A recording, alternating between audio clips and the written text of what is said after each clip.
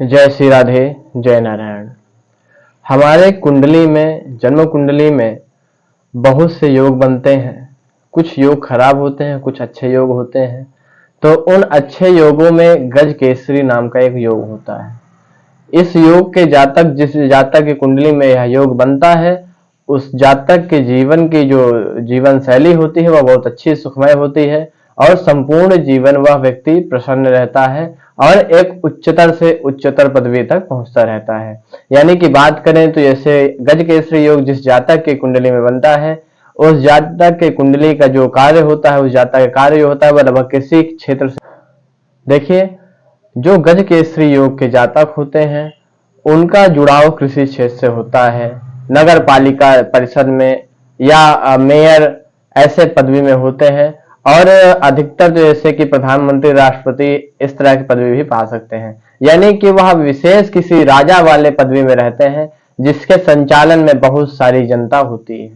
तो गज केसरी योग का ये एक कार्य होता है और गज केसरी योग के जातक बात करें तो अपने संपूर्ण जीवन में एक अलग प्रकार के कार्य करते हैं जिससे कि सभी लोग, सभी जनता, सभी मित्र बंधु और रिश्तेदार भी उस जातक से बड़ा एक लगाव में रहते हैं और प्रसन्न रहते हैं।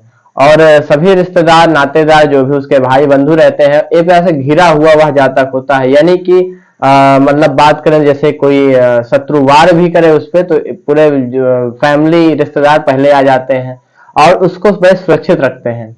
इस प्रकार के जो जातक होते हैं उनका जो स्वभाव होता है वह बड़ा ही तेजस्वी होता है और गुणवान भी होता है, बुद्धिमान भी होता है।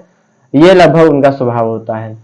आइए तो बात करते हैं कि कुंडली में गज केसरी योग कैसे बनता है, किस भाव में कौन से ग्रह के बैठने पर गज केसरी योग बनता है। देखिए, चंद्रमा से केंद्र में 1, 4, 7, 10 इस भाव में यदि बृहस्पति बैठा है तो यह गज केसरी योग बनता है। और बुध नीच राशि न होकर और अस्त न होकर पूर्ण दृष्टि अगर चंद्रमा में डाल रहे हैं तब भी प्रबल गज केसरी योग बनता है। आप जब कुंडली देखेंगे, जब लग्न कुंडली जब आप खोलेंगे देखेंगे तो वहां पे आपको चंद्रमा देखना है। चंद्रमा यदि केंद्र में हो और वह 1, 4, 7, 10 भाव में बृहस्पति बैठा हो, यहाँ देखेंगे कि अगर एक पहले भाव में बृहस्पति बैठा है या फिर चौथे या फिर 7वें या फिर 10वें भाव में बृहस्पति बैठा है, केंद्र में चंद्रमा है, तब वहां पे गज केसरी योग बनेगा।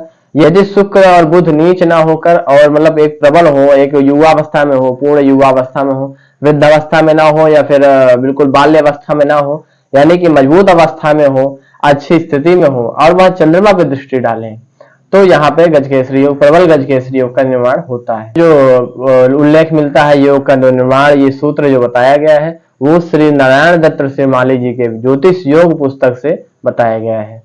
जय श्री राधे, जय नारायण।